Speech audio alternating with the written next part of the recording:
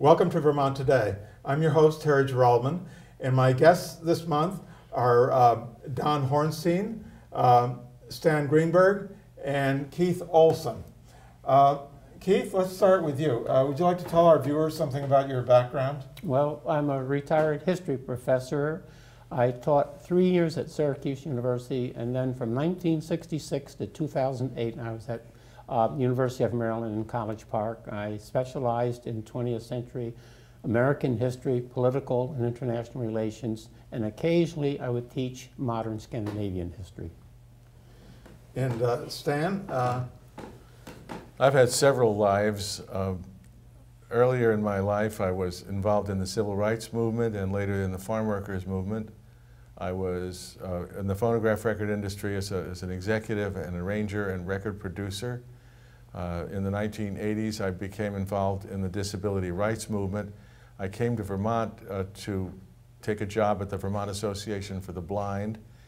In 1990, I moved to California to become executive director of the West Side Center for Independent Living in Los Angeles.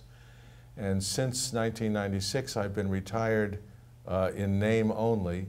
I've been an advocate for the rights of people with disabilities and the rights of the oppressed minorities around the world. And would you like to introduce Ernie too? Ernie is my seeing eye dog. He had his 8th birthday yesterday, and he's been with me for almost 6 years now. And he's comfortable sitting under your chair all the time? He will tell me if he's not. Good. Don, would you like to tell the viewers about your background? Thank you. I am a former investment analyst, graduate of the Wharton School at the University of Pennsylvania. I consider myself a progressive capitalist.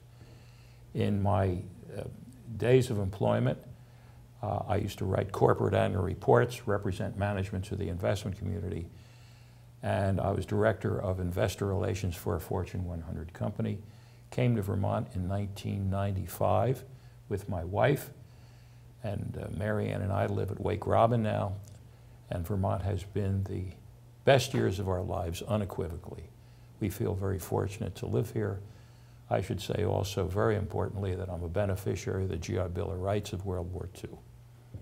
You and Keith both live at Wake Robin. Yes. Yes. That's a nice place to live. It's a wonderful place to live, and I think, like Keith and my wife and many others, we wish more people could enjoy the high quality of life that we have available to us. And it's one of the reasons, I think, that drives me in hopefully having more Vermonters have the opportunity of a higher quality of life. And I think we can if we do the right things. Keith and I have something in common. We both lived in Sweden and speak Swedish. So before we started, we were practicing our Swedish. But I'm an avid supporter of Senator Bernie Sanders.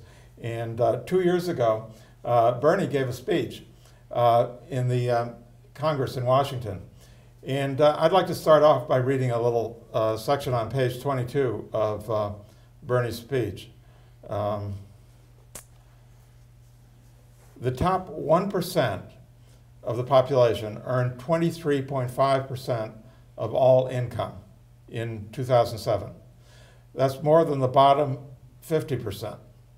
The top 1% now owns more wealth than the bottom 90%. That is not the foundation of a democratic society. That's the basic problem facing us today. And that was 2 years ago. And a year ago, Vermont Interfaith Action, which is an organization of churches in Burlington and around other parts of Vermont, produced a research report, which was the basis of a presentation on January 8th of 2012 at Ohavi Zedek Synagogue. The research report starts off here. We ask our elected leaders in Vermont to defend us against the unprecedented growing divide between those who live with economic security and considerable discretionary income, those of us just struggling to get by, and those of us who are not really getting by, choosing between food, fuel, and personal health. We challenge our leaders to reevaluate where and how to invest our resources in the long-term well-being of our people and our communities.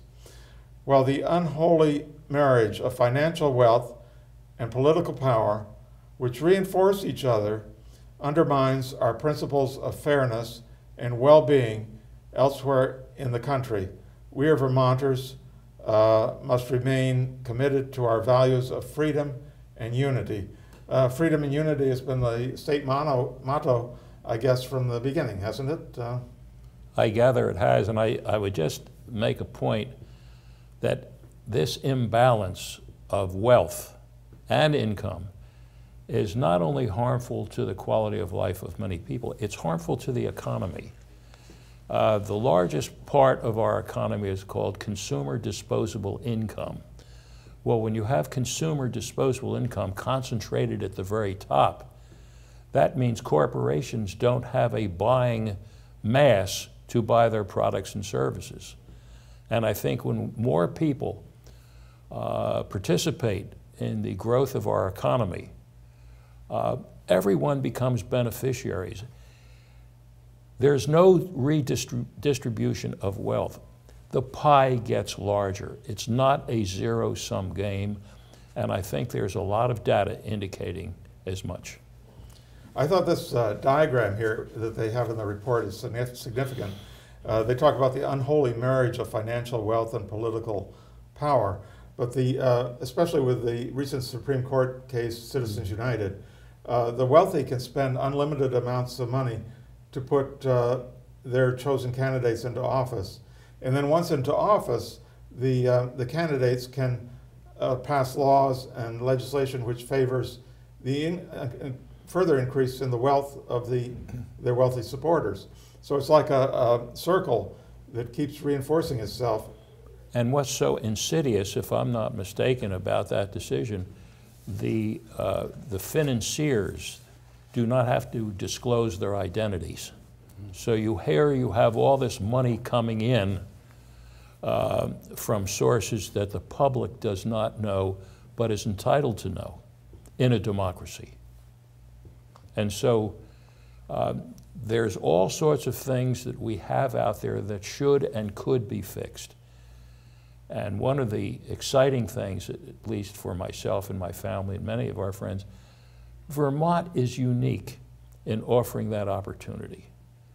I think that I hope the new legislature that will be elected in November and the new senior members of government will have the courage to examine closely what has been the economic and political customs and behaviors in our state.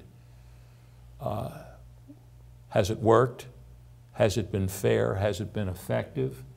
Has it worked for the economic well-being of everyone, or hasn't it? And if it hasn't, to have the courage to make those changes that should be made and could be made.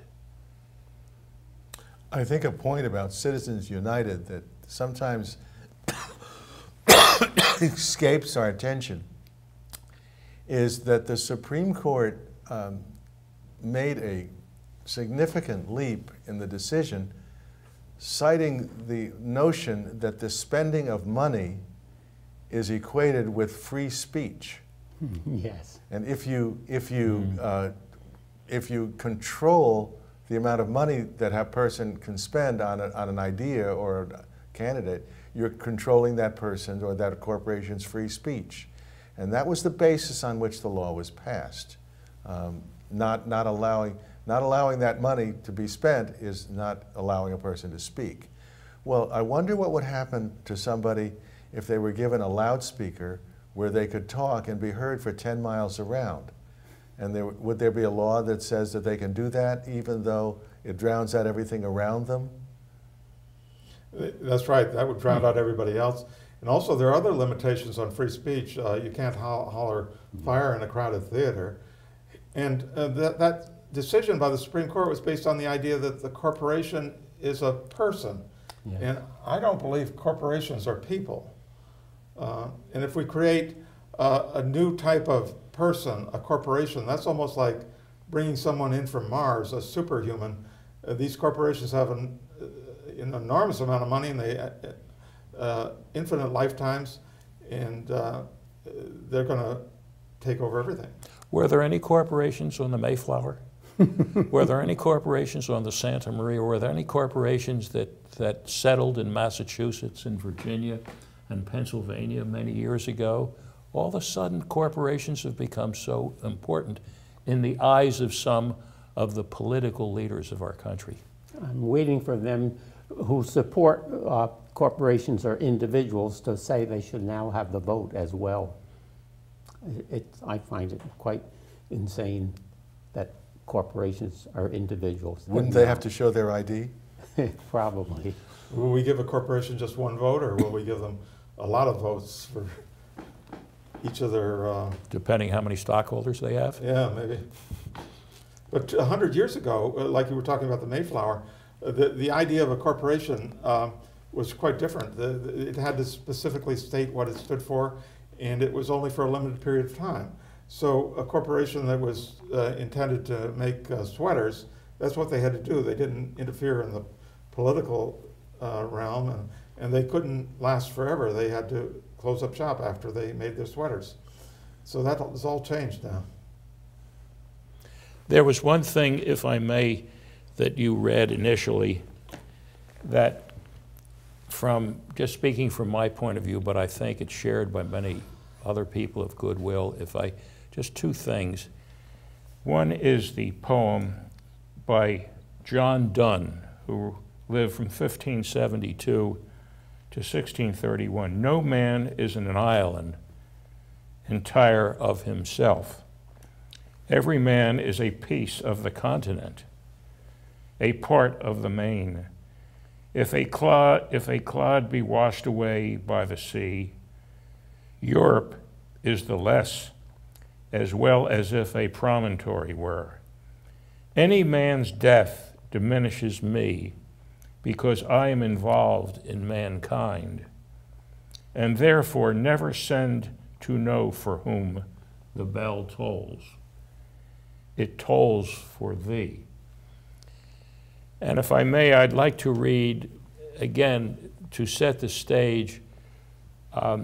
Many people have demonized government, and yet we live in such a wonderful country that has done so many things, wonderful things, not only for our country and its citizens, but for the world.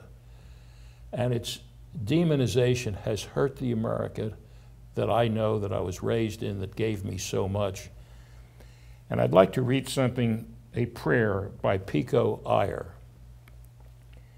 May we remember, as we log on, that half the world's people have never used a telephone, and recall, as we chatter, that most of those around us have no chance to speak or move as they choose.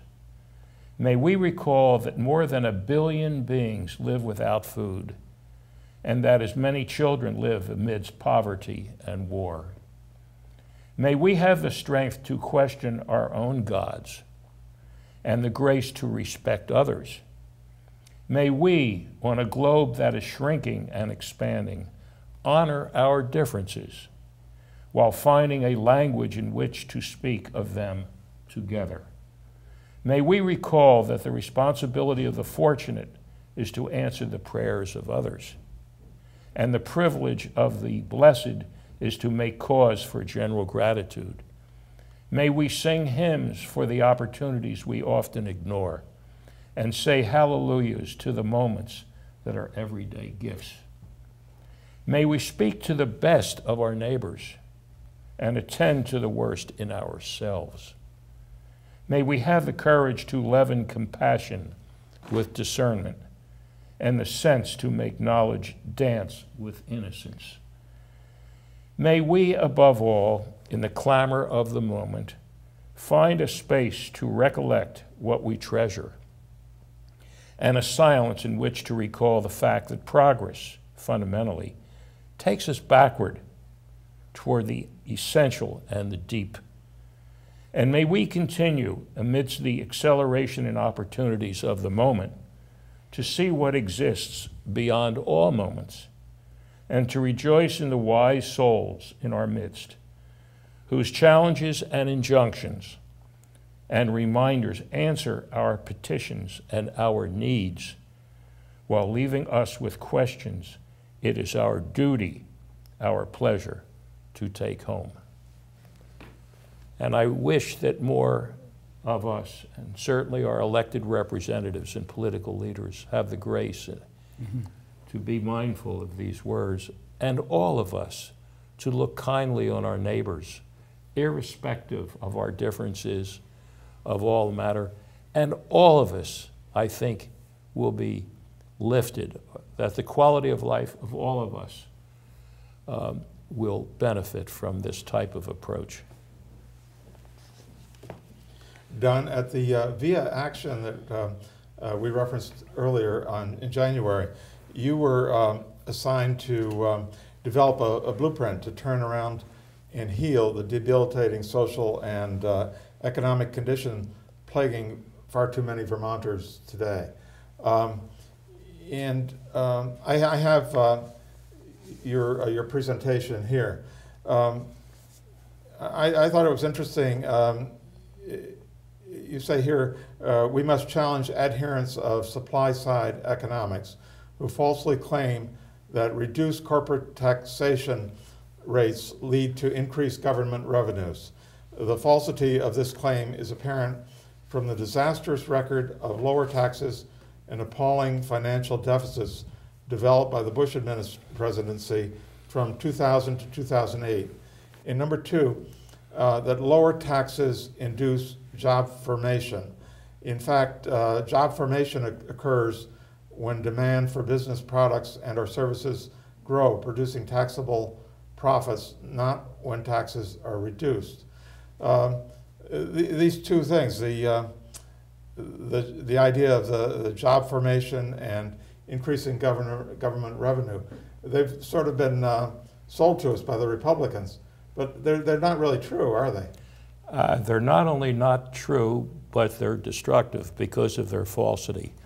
I have here something produced by the Congressional Research Service, which is a well-known, widely respected, nonpartisan group that was headed by one of the chief economic advisors today for Mitt Romney.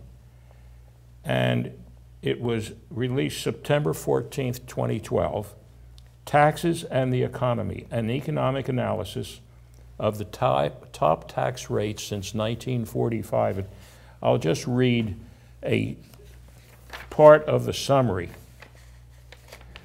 This report attempts to clarify, and it was a report of about 25 pages, this report attempts to clarify whether or not there is an association between the tax rates of the highest income taxpayers and economic growth.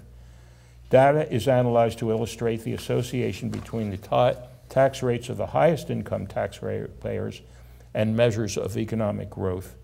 And it concludes, there is no conclusive evidence, however, to substantiate a clear relationship between the 65-year steady reduction in the top tax rates and economic growth. Analysis of such data suggests the reduction in the top tax rates have little association with saving, investment, or productivity growth. However, the top tax rate reductions appear to be associated with increasing concentration of income at the top of the income distribution.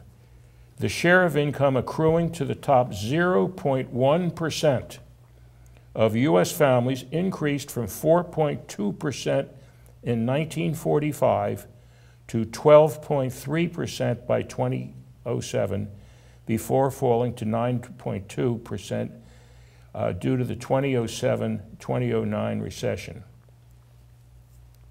The evidence does not suggest necessarily a relationship between tax policy with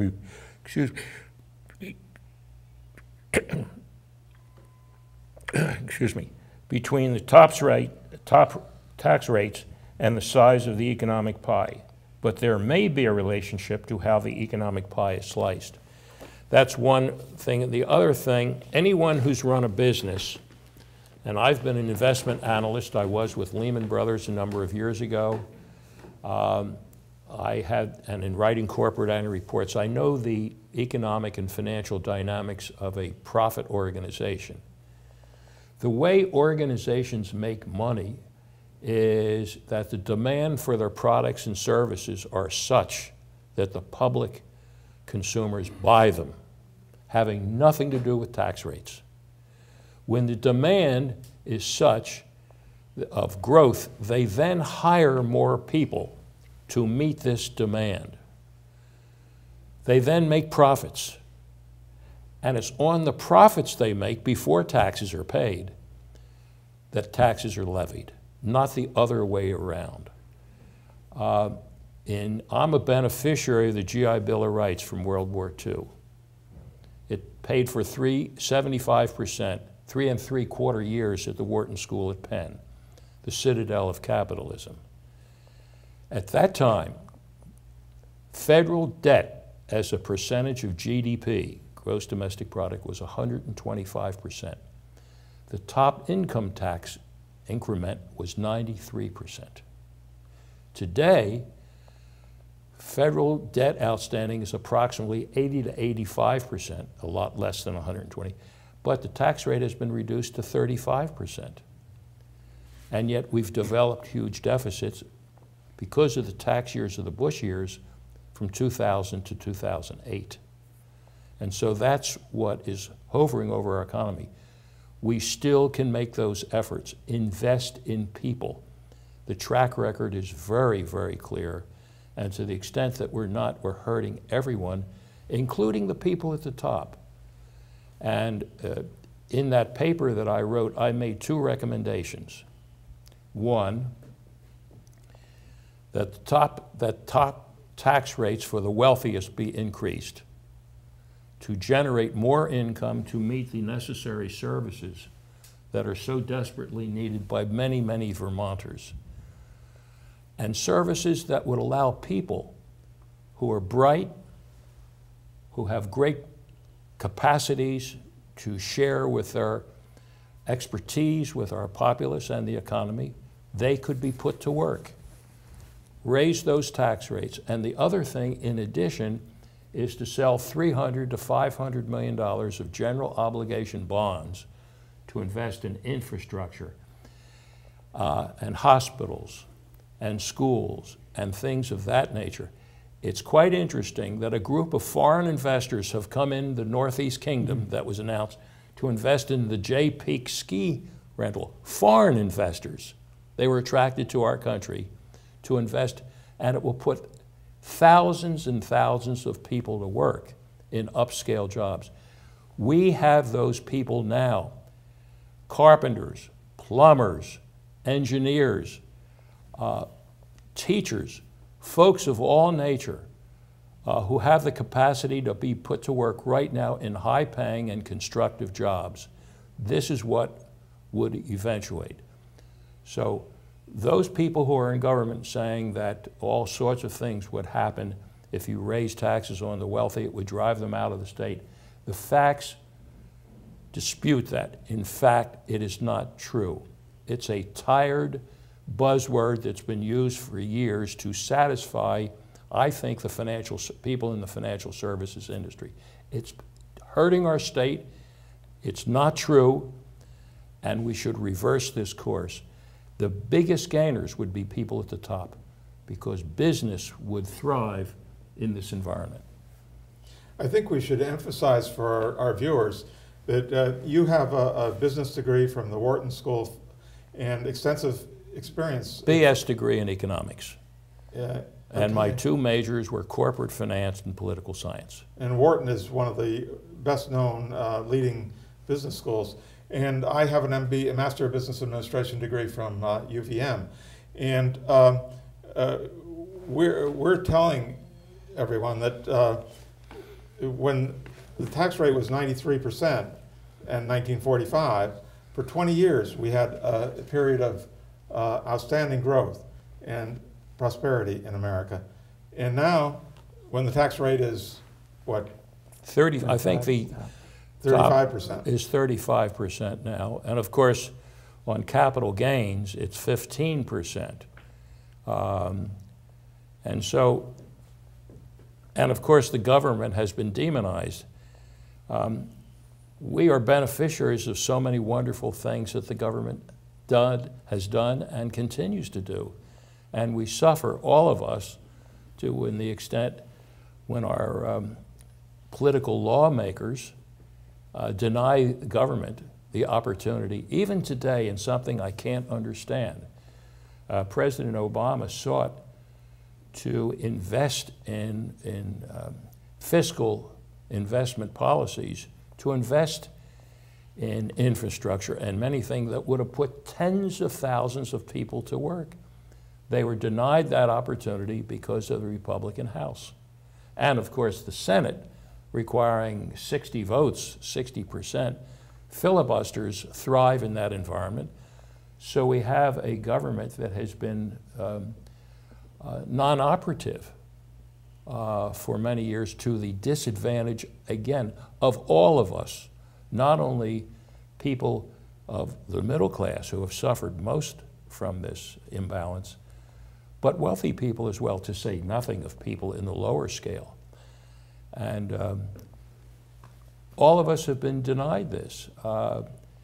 The education, a good example. Before a business moves into an area to start a plant, and according to CFOs, chief financial officers, and CEOs, chief executive officers, the most important factor they look at quality of the labor force. The second factor is transportation, but that depends whether you're producing a product or services. If you're producing services, education accounts for 75%.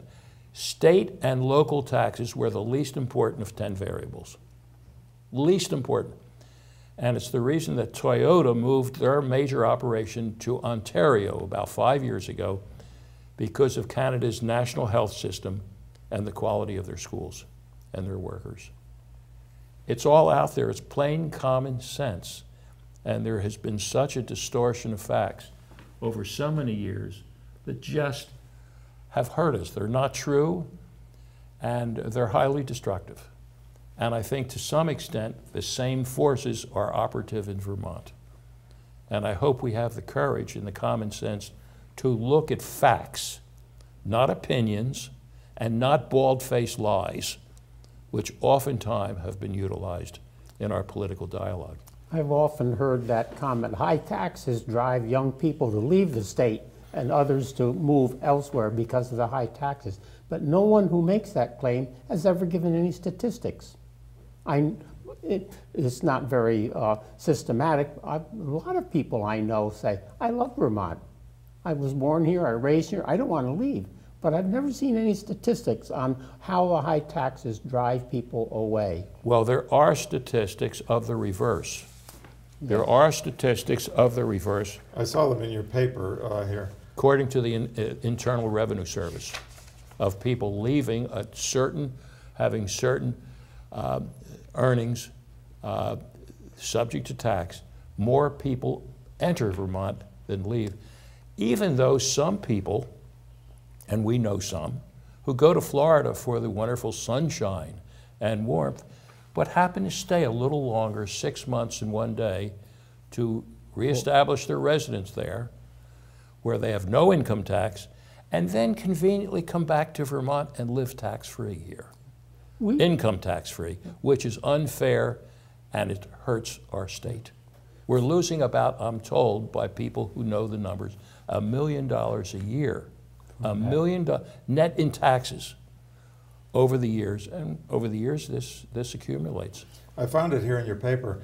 It says, according to the IRS, state migration flows to and from Vermont, inflows of persons into Vermont had higher aggregate adjusted gross income than did outflows of persons each year from 1993 to 2010. So the more affluent people are moving in. Terry, I'm sorry if I'm a little bit sanguine about this, but I really don't have a lot of concern about people in the upper income brackets. I think they are quite capable of taking care of themselves.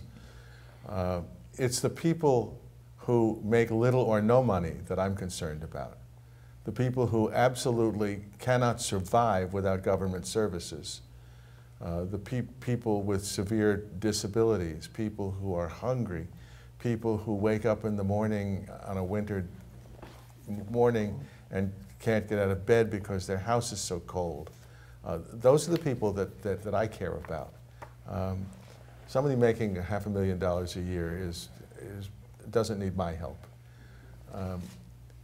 And what concerns me about the myths that have been talked about already and some other myths is that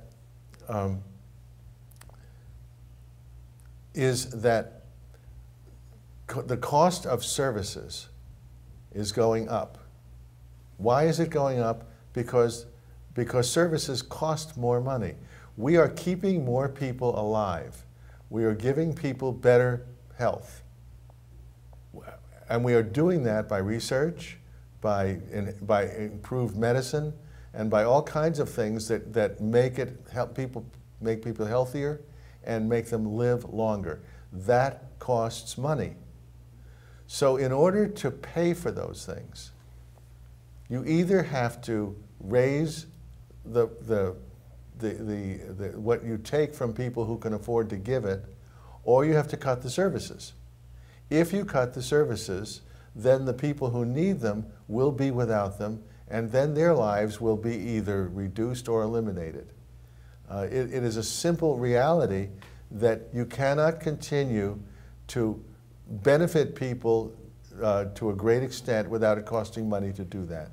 And the only way to get the money to do that is by getting it from the people who have it.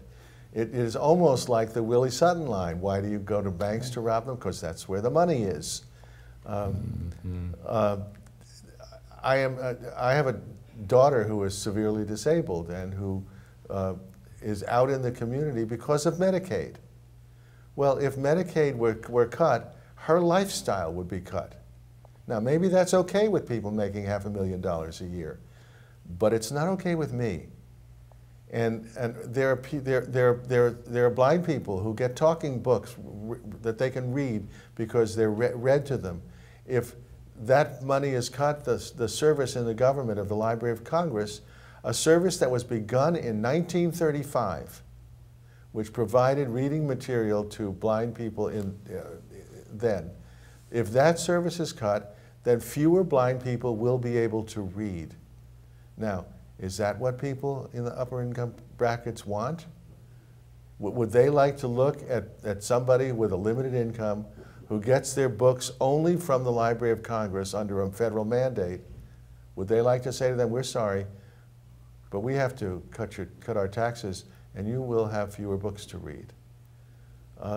We could go on forever with this, but the whole point of it is that the only way to justify reducing the taxes on people who have the money is to reduce the services. And by doing that, the people who must have those services will suffer, and many of them will die. Is that what those people want as they go around in their luxury? I hope not.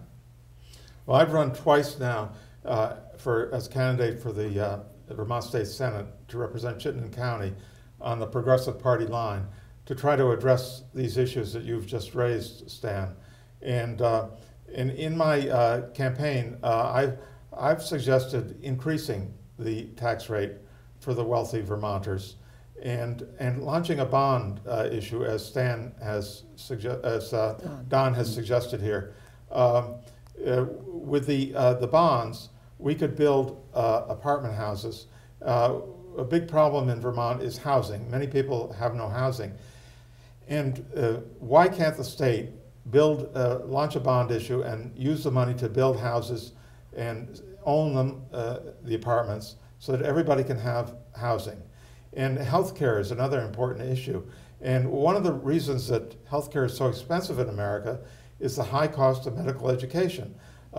When students graduate from medical school, they have a debt of $100,000 or more. But in other countries, medical education is free. In fact, in the socialist countries, I'm a socialist, progressive for me means socialist. In some of the socialist countries, not only was education free, but a student was paid a livable wage, because, just like a worker, because it requires work and effort to study, and it's a contribution to society. Therefore, the student should be paid a livable wage. So I would suggest that one of the things that can be done with the increased tax on the wealthy would be to make all tuition at UVM free for everyone. And we could also give the medical students a livable wage. And I'm in favor of single-payer health care. I lived in Canada for over 2 years, and I had the Canadian system. And as far as I'm concerned, that's what we need here in Vermont, paid for with a graduated progressive tax system, income tax system. And this is how we can address, I think, the issues you've just raised, Stan. Terry, I'd like to ask you a question. Yes. As you are an avowed socialist, and that was not a criticism, that was just what you said, okay? There's a commercial, a TV spot out now by a gentleman who's obviously from a foreign country. He speaks with a foreign accent. I've forgotten his name. But he is decrying socialism on the basis that it takes the incentive away from people to be successful. He says in the piece, yes, in a socialist country, the rich people are poor, but the poor people are also poor. And he says, and please don't infer that I agree with him, I'm trying to get to a question. He says that take away what socialism does is it takes away the incentive of people to be successful and create. What is your response to that? Well, I totally disagree with that on several bases. But Keith and I have both lived in Sweden, and Sweden is an example. For over 4 decades, the Socialist Party was in power there, and they have the highest standard of living in the world. When I was there, they were living better than what we were here in America. And you never see, no one falls through the cracks in Sweden. You never see anybody that's down and out. Even the alcoholics and the people that would be really down and out here in America, they all have on a white shirt and tie and appear to be prosperous. So do you agree, Keith? Oh, 100%. The Scandinavian countries are very much dedicated to equality. And there is no tuition ever. My favorite cousin's daughter graduated from Uppsala Medical School 3 years ago, and I've known her all her life. And she couldn't quite live on her stipend she got as a medical student. She said, if I really were pinched, I could, but a little bit, and so forth. But never paid tuition in her whole life. And that's equality of opportunity. But competition comes in. If you have equality of opportunity, it means you have equality of health care and equality of education, not limited by money in either case. Then the competition comes in. You want to go to medical school, you've got competition from the very brightest, best persons who want to become medical doctors.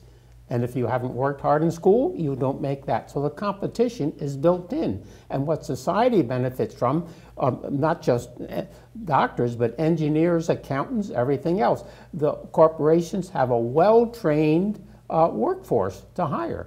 And they also, because 8 years old in any of the Nordic countries, they start studying English. And most of I also spent time in Finland, and they all start English at age 8, Swedish at age 11, and a foreign language at age 14. In Sweden, it's only English and one other language.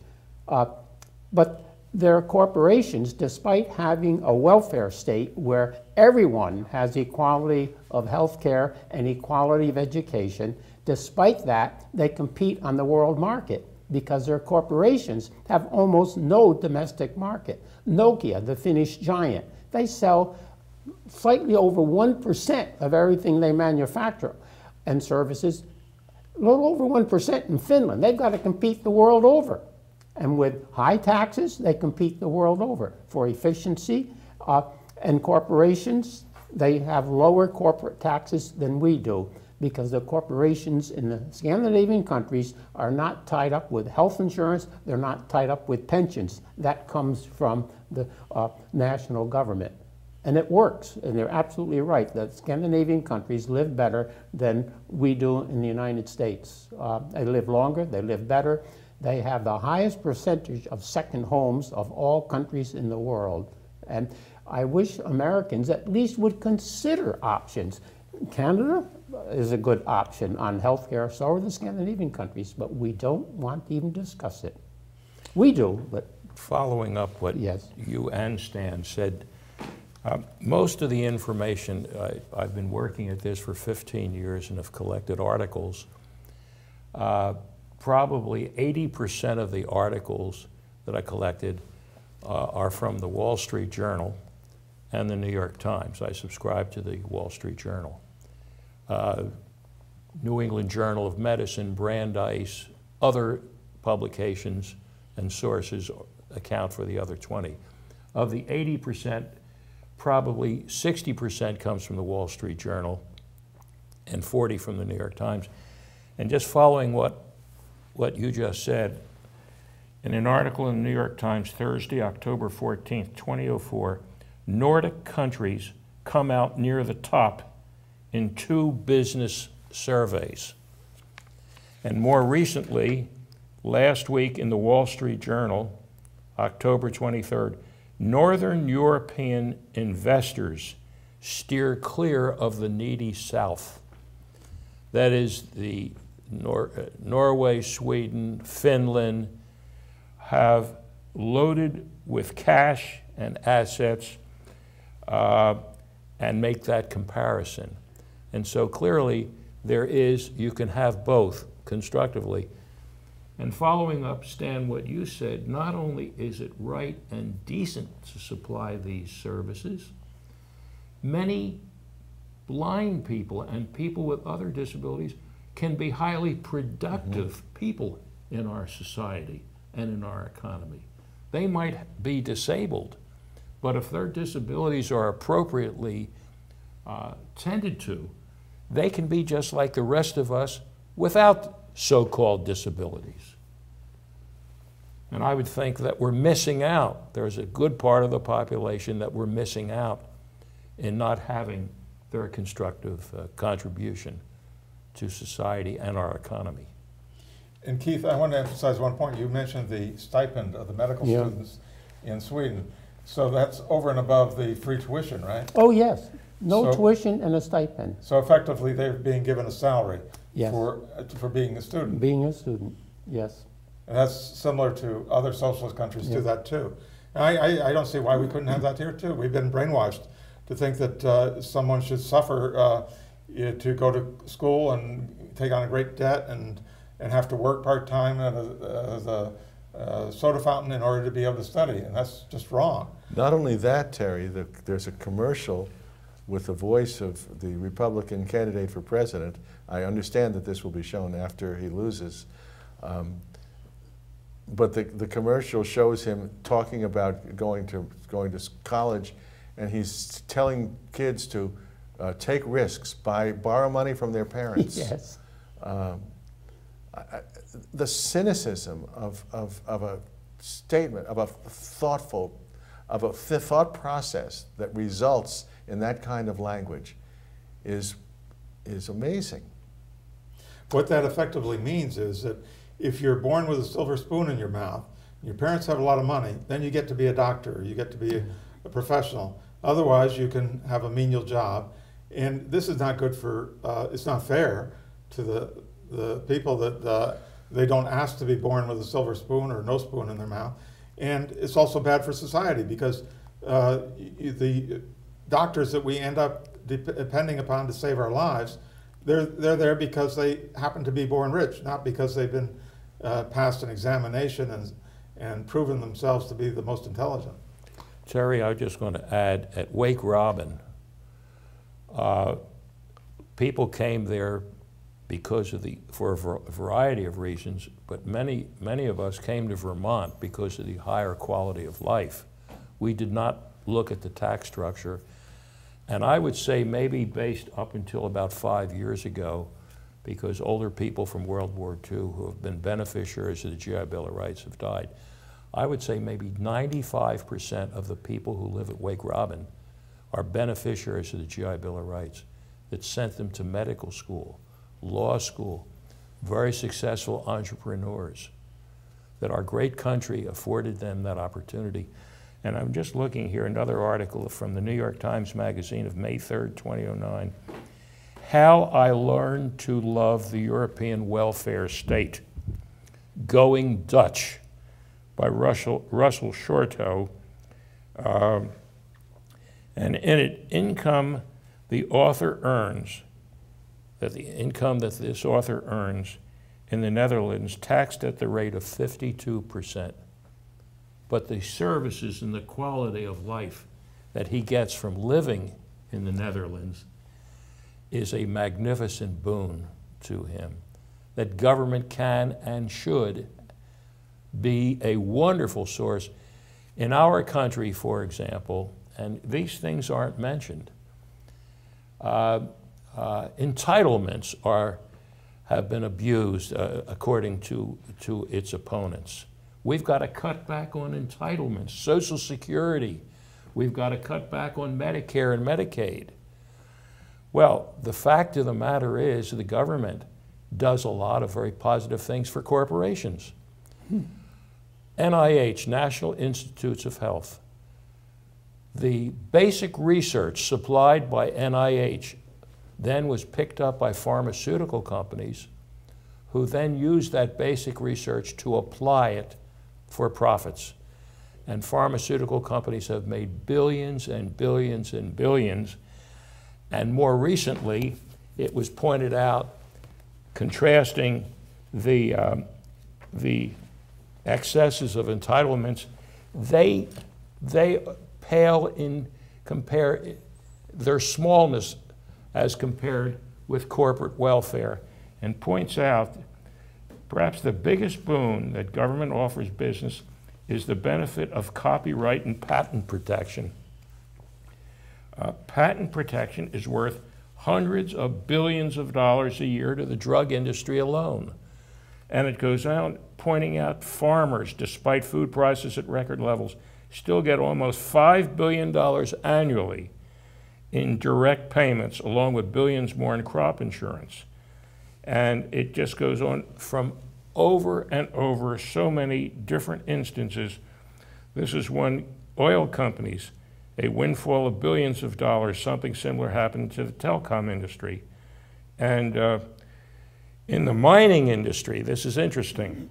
In the mining industry alone, thanks to a law that was passed in 1872 and never rewritten, companies can lease federal land for a mere $5 an acre and then keep all the gold, silver, and uranium they find. That we, the people, get no royalty payments at all. And metal prices have soared, and only the beneficiaries have been the mine owners. And so you could go on and on and on, which is foreign to most of us, but those of us who've had the opportunity of reading these, this is from the New Yorker magazine. And so there's so much that's passed that the voters don't know and have been, it seems to me, lied to or distorted. And now the country faces a great decision who to vote for. Apropos of that, there are two situations that I'd like to call to the attention of your viewers. The Supreme Court, this may be ruled upon by the time this is aired, and then again it might not be ruled on until later in the year. The Supreme Court is considering whether a law is constitutional if what the law does, what's happening is, if you buy something and then go to resell it, you have to pay the same royalty to the owner of the copyright that made that product that the original company has to pay. Is that interesting? So you go to a garage sale and you buy something that the homeowner puts out for a garage sale, you have to pay a royalty to the company that made it. Now, it'll be interesting to see what the Supreme Court does with that. But the other point I want to bring up to everyone's attention is, I'm sure that most of you know what adult protective services are. Well, for those of you who don't, there are people who become adult and who aren't able to take care of themselves. So they have someone to do that for them. It may be someone who comes to their home. It may be somebody that they live with. It may be any number of different venues that they live in or with folks. And when a person who is being served under the Adult Protective Services law believes that he or she is being mistreated, they have a right to to lodge a complaint. And the law states that that complaint must be reviewed within 30 days. Well, the history of review of these complaints over the last 5 or 6 years is that they are taking 6 or 7 months to be reviewed. So somebody could be living in some unbelievably poor situation with services that are not good for them, and if they lodge a complaint, at least 6 months can go by before the complaint is dealt with. So the legislature just last year passed a piece of legislation which, in order to cut that gap in the time lag, they hired more adult protective service workers to deal with the issue. They would have increased the number of workers so that the time for complaints could be reduced to what the law said it should be in the first place. The governor, who we almost certainly have just reelected, vetoed that bill on the basis that it was too costly.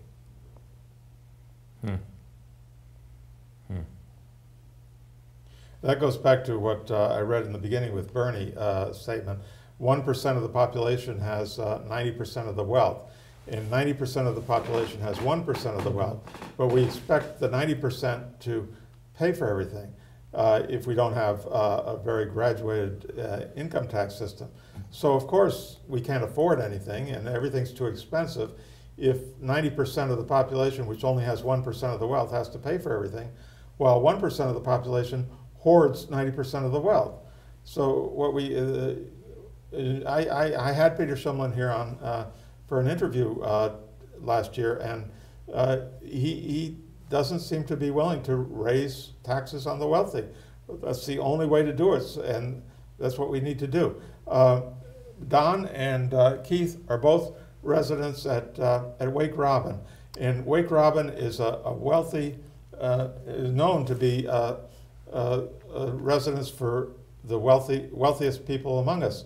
And Don and Keith, can I ask you, are you willing to pay more tax so that we can have proper public services? I believe you are. Not absolutely, and I would say in conversations I've had with people, many of them much, I would perceive, I haven't read their income tax filings, or they haven't shared with me their financial resources. I would suspect, based on the facilities where they live, are much wealthier. The sense I have is overwhelmingly yes. They've been beneficiaries of our country, the GI Bill of Rights, and unequivocally I would say yes, because they are we people and not me people. They believe in all of us as we need each other. We need each other. And that's the sort of message that I would like coming out from our political leaders. We need each other, and we're not taking from anybody. All of us can give to each other. The wealthy, whose taxes would go up, would be the biggest beneficiaries because their quality of life would increase And I would say their earnings also. There's an interesting thing in Vermont in this regard, Terry, and the viewers, I think, should share in health insurance. I congratulate Governor Shumlin for his courageous lead in a single payer, or I should say in universal health care, because it's not quite a single payer. There are only 2 insurance companies in Vermont that are domiciled here: Blue Cross Blue Shield and a wholly owned insurance company of theirs. All other premiums flow out of our economy, flow to other states, largely to Connecticut. That's where the other large insurance companies are. Well, anyone who knows economics, when money flows out of our economy, Vermont's GDP as a whole goes down. And I think the numbers are overall, and bear with me, yes. Families USA, which is a very well-regarded healthcare source, published something, Good Medicine for State Economies, Medicaid, Families USA. And they pointed out that when money flows into the state through Medicaid, our economy grows, because money comes to recipients who then go to a barber or have their shoes repaired or whatever. It goes from, it's a multiplier effect in the same way that the Federal Reserve lowers or increases money in circulation to either hold back on inflationary tendencies or to encourage investment. In Vermont's case,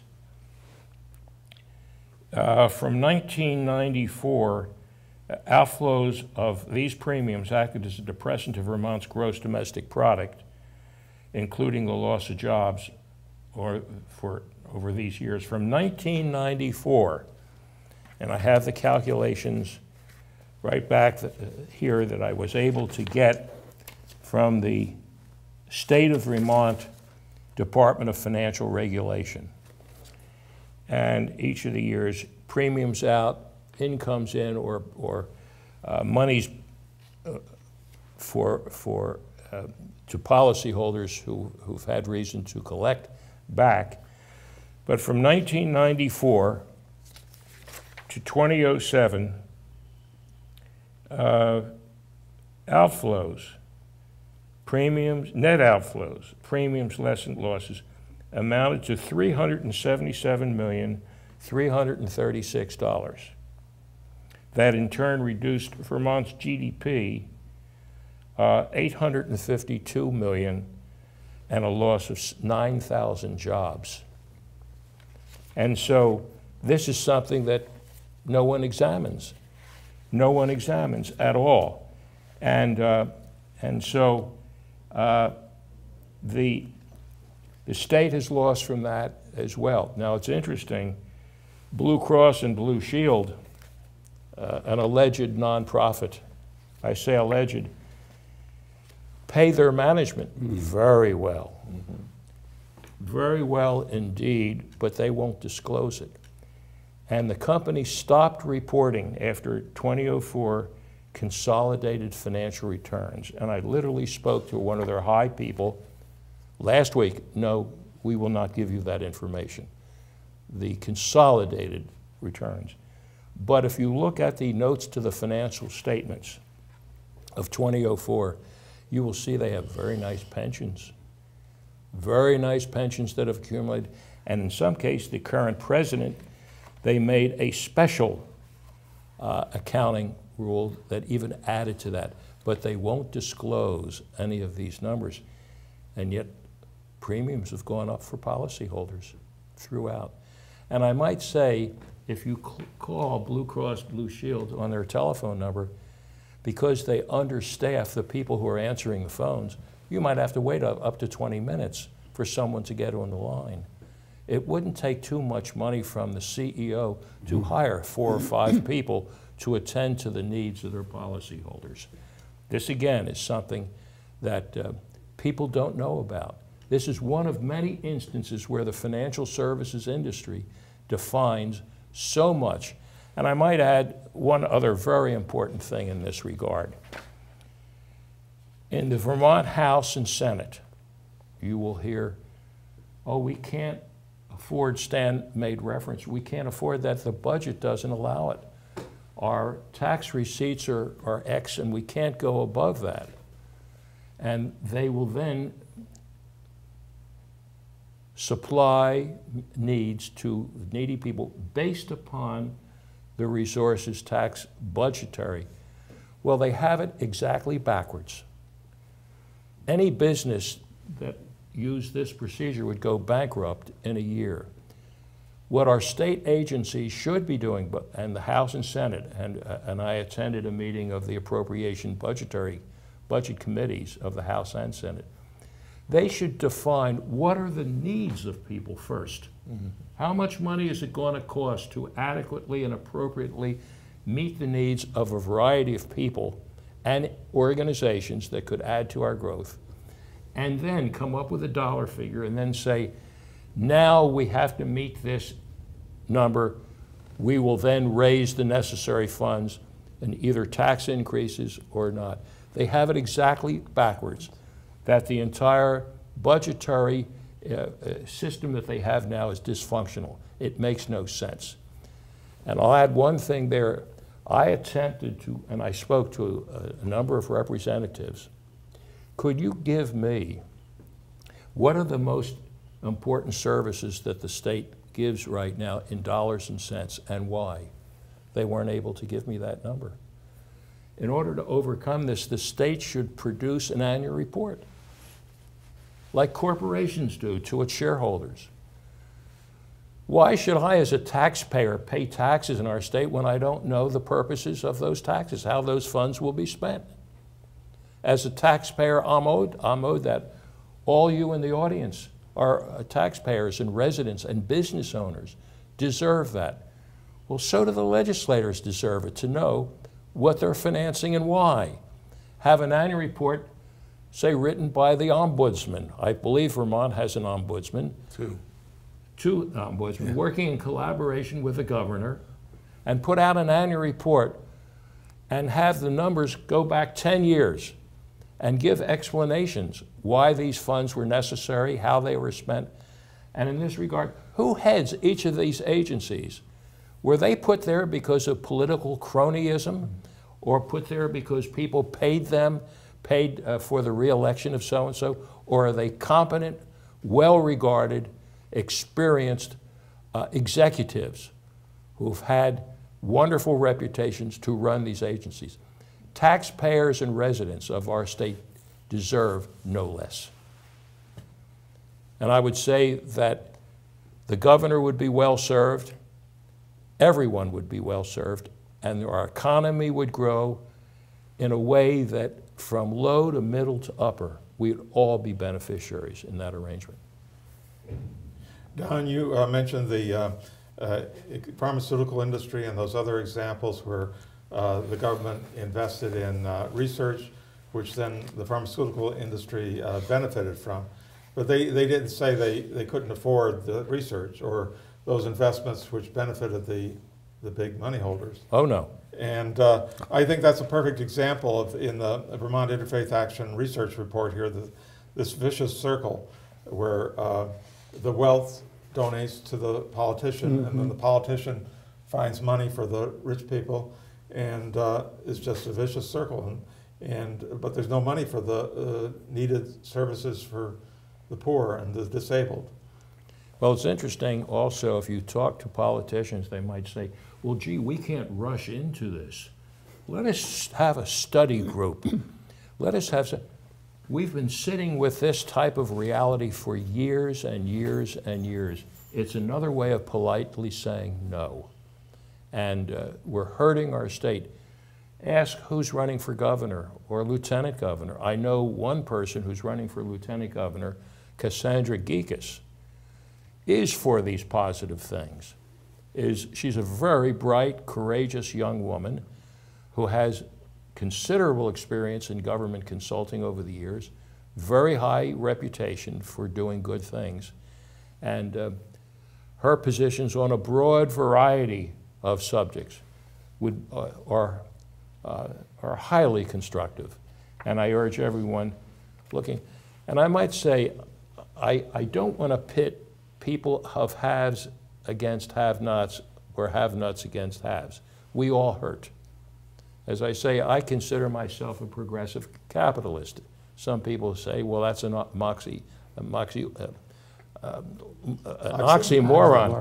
I don't think it is. And I went back and looked at some of the writings, and here's a Burlington Free Press of September 7th, 2007 by Tim Volk. If I'm not mistaken, he was chairman of the Vermont Business Roundtable, and when I worked in corporate life, I attended the Business Roundtable. Is really an organization of senior corporate heads speaking for business. And Tim, he was president of Kelleher, Sametz, and Volk. And I know Tim, we both served on the board of the Vermont Mozart Festival. He wrote something, Setting the Agenda with Courage to Change. And one thing here that he said, Vermont must adopt a goal that investment in the state's human capital is the state's primary economic development strategy. 2, Vermont must adopt the goal that every child arrives at kindergarten deemed ready to learn. And what that means, if you really ask the question, where does most learning begin? At home. And dysfunctional families will yield kids who aren't ready to learn.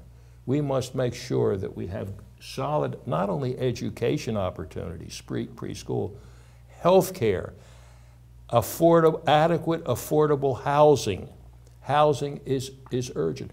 Transportation to allow students to get to school and their parents to have a job and to be able to get to their jobs. Everything is integrated. Adequate health care, a job, the economy, education.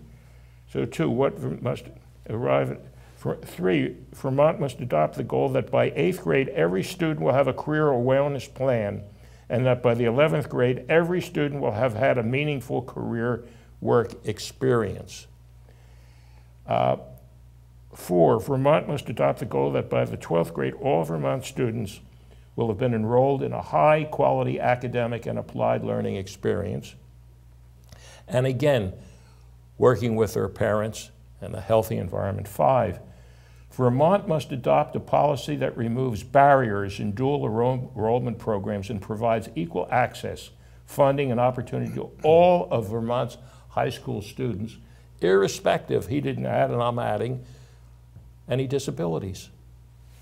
6, Vermont must implement a statewide plan for a single, coordinated, and financed state workforce development delivery system and maximize all existing resources.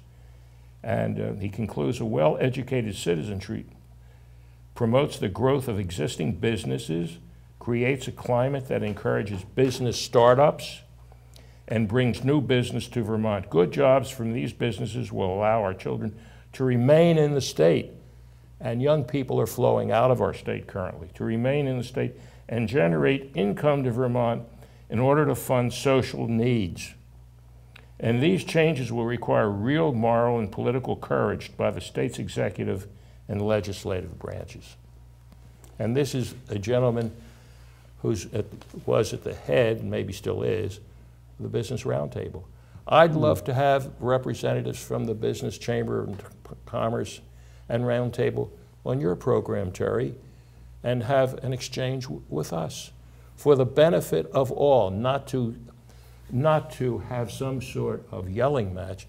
That doesn't help any of us. We have to, we're one. No man is an island. We need each of us. I know it sounds romantic, but it's accurate, it's true. And all of us will be beneficiaries. Why can't Vermont be the leader in that effort for our country? Why can't Vermont be a leader, let's say, in training of nurses? We desperately need nurses. And I recommended to the governor when he kindly paid a visit to my home in March, we should form a think tank of business executives, of teachers, of people from labor, people in disabilities, together to sit down the way we're sitting down here, to talk among ourselves, to have a think tank, and then do these things in combination with our progressive income tax system, and raise taxes to raise more of wealthier people, to generate more funds, and to sell general obligation bonds. As I say, the state has some limitations. We have AAA rating, but one area where we're not at the top, I think Standard & Poor's doesn't allow it because of the huge pension imbalance. Our pensions are underfunded by the state, Burlington. They all have an actuarial deficit in pensions. Either workers aren't going to have adequate pensions, or taxes and layoffs will have to occur. Taxes, but it has to be adequately funded. They're assuming an 8% return, which is impossible, makes absolute no sense. And this is on a blended portfolio of bonds and stocks. And if ever there was a time for the state to sell bonds, now's the time when interest rates are so low. Corporations they're investing huge, trillions. They're using this to invest for the long pool, not for immediate gratification. Too much expectations of an immediate return are looked for, and that makes no sense. We have to invest for the long pool based upon a studious and intelligent examination where all parts of our population sit down in comity and politeness and intelligence and mutual support. This is my hope. It's one of the reasons that drives me now in my doing pro bono work. And I've been inspired by Stan, I'm in a group with him, and by Keith and others to do this. But Don, you've been very successful, and you advocate a more progressive tax system. And Warren Buffett, too, the wealthiest man in the country, has advocated higher taxes for the wealthy. But this is similar to what happened in the 1930s when FDR was president and we had the New Deal. There were two groups in among the affluent business community and one group wanted the New Deal and the other group opposed it. And FDR was successful in introducing the New Deal, and for 20 years that led to prosperity for America until Reagan turned it around. But now there's a professor, a professor of economics in New York by the name of Richard Wolff. He's written a book, and you describe yourself as a progressive capitalist, and I describe myself as a socialist. But Richard Wolff here says that our big mistake in the FDR's New Deal was leaving the capitalists in control of, they still remained on the boards of the corporations, so they still owned the corporations. We still had a capitalist system. And so what happened was that as soon as the shift in the politics happened and Reagan saw his opportunity, he reversed everything that FDR did. And now we're back where we were 60 years ago. So this is why I'm a socialist. What we need is a fundamental change and to be rid of capitalism altogether. I think of capitalism as a form of slavery, and you wouldn't favor progressive slavery. So I think that progressive capitalism may be in the same category. And if we got rid of capitalism and nationalized all the corporations, then there would be no board of directors, no big capitalists to reverse it later and take us back to where we are. Well, my issue, one issue with that, one of the great driving forces in any economy is innovation and risk-taking. And I wouldn't want the government to take undue risks with public funds. I think it would be a more conservative approach. Capitalism brings entrepreneurism and risk-taking and innovation in a way that can be highly constructive if appropriately overseen and regulated. And so here today, you will hear many people right of center, oh, we've got too much regulation. I've got a book here, and it's one of the sections of the area that I'm putting together for my book, Necessary and Appropriate Oversight and Regulation versus its demonization. And it's so impressive to go back over the years, and it would back up what you're saying, Terry, to see how capitalists have destroyed in many ways a healthy economy. So here, and I must have 300 pages here that go back many years. Here's one just recently, the Wall Street Journal. Oil firms sue the U.S. Industry seeks to block rule in disclosing payments abroad, so their taxes. October 15th, the Wall Street Journal. Pharmacies fought controls. Industry at focus of meningitis outbreak. Lobbied against more FDA oversight. This is what the right is saying we've got to get rid of. And I won't go it through LIBOR. That's the interest rate that is set by the International Banking Group. Banks often don't change the quotes that they submit. It was undermined because of improper oversight. Lawmakers push to increase oversight of financial regulators. But Miss Elizabeth Warren, who is running for Senate, she's been tarred and opposed wildly. We can't look at the oversight of the banking system. They're the ones who caused the most recent breakdown in our economy. So it goes on and on. Here's one in the New York Times, the phony regulation debate. And he criticizes, believe it or not, Mr. Obama. Mr. Obama's rejected too many important rules, but at least he grasps the government's role. So Terry, I would say power plants, top EPA list on emissions. Well, they want the power plants to burn all the coal they want and put all the carbon trash into the air. The shadow of Enron, remember Enron? Still lingers. And we just go by. The Gulf spill and the revolving door. And just go by. It's up to regulators. This is the New York Times by Floyd Norris, who is their editor. It's up to regulators to confront high risk and banking maneuvers.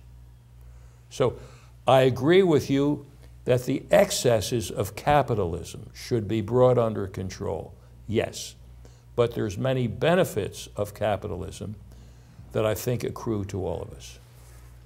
Teddy Roosevelt, more than 100 years ago, campaigned, and on the whole successful for many good reforms. We must blunt the sharp edges of capitalism. And you read a list of what he wanted, and Social Security, health care, all of this, is he was pushing it way back then to blunt those sharp edges. And I would argue you've got to take the profit motive out of some things totally, and gets back to that point. If you really believe in equality, it's equality of health care, equality of education. Then you can start competing, but not if you grew up with handicaps. And I would love the state of Vermont to make a commitment. We will have equality. If we get one payer health care, fine. But I want equality of education all the way through. And right now, I would love Vermont to make the commitment. I know it's coming within 2 years. Every house should be able to get on the internet. Scandinavian countries have done it already. We should get on that. That would, if you believe in equality.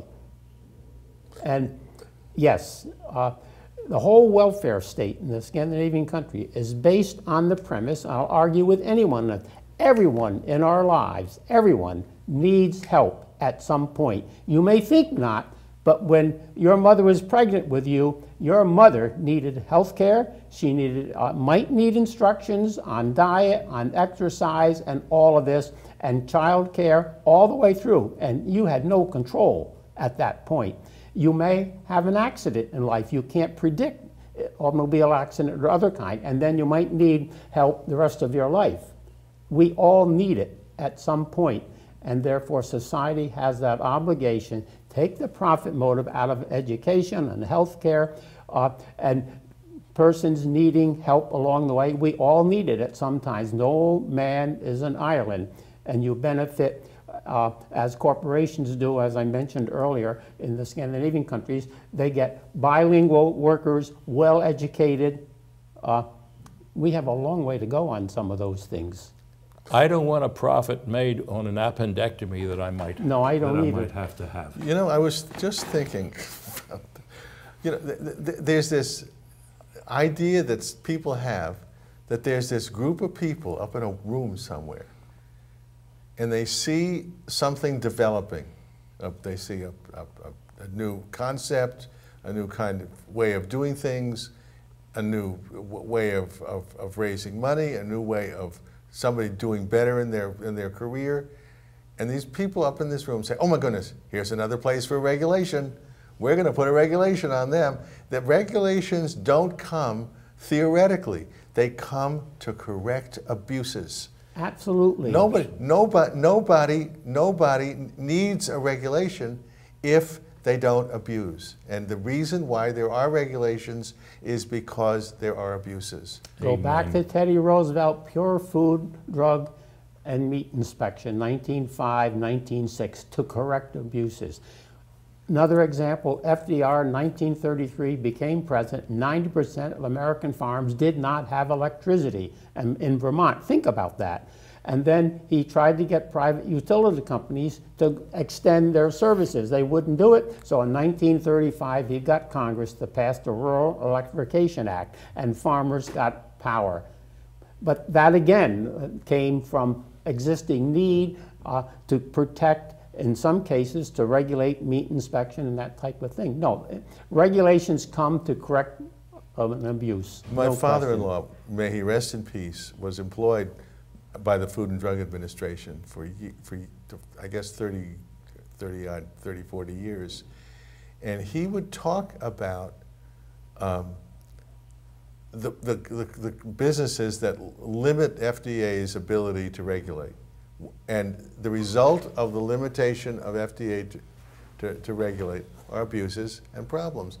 This meningitis epidemic, where people are dying from injections that were tainted. Yes. When they got meningitis, they aren't dying because somebody was checking to be sure that those injections were okay. They died because somebody wasn't checking to see that those injections were okay. So that's why you need regulations. True.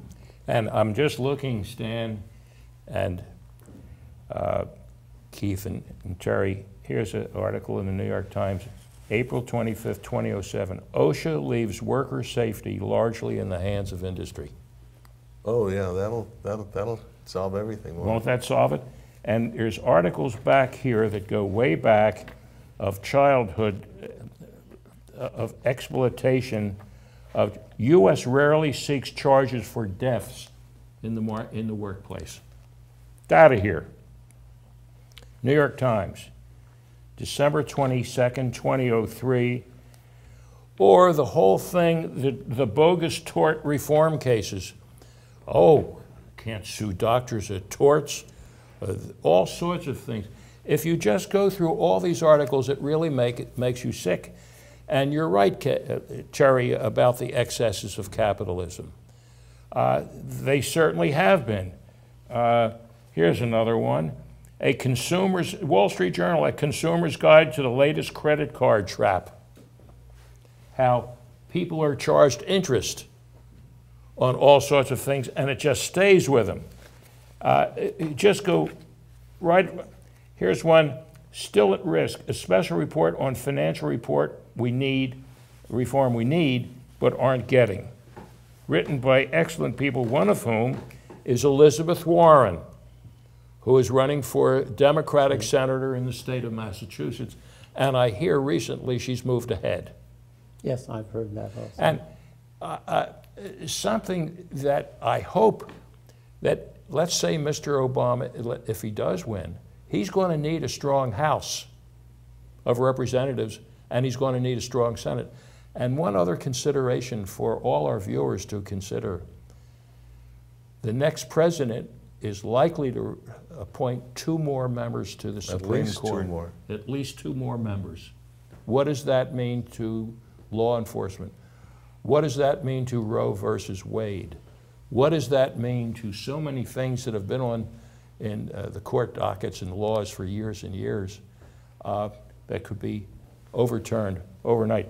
But just go back almost, here's 107. U.S. is shortchanged on minerals, Wall Street Journal. Product safety cops handcuffed. Regulations, they're terrible. Let us make money. We want to make money. And that seems to be the mantra, unfortunately, of, it seems to me, non-thinking, selfish capitalists. Not all capitalists are like that. There are some wonderful. Warren Buffett has done a lot of good for our country, and he's made a lot of money for a lot of the Gates people.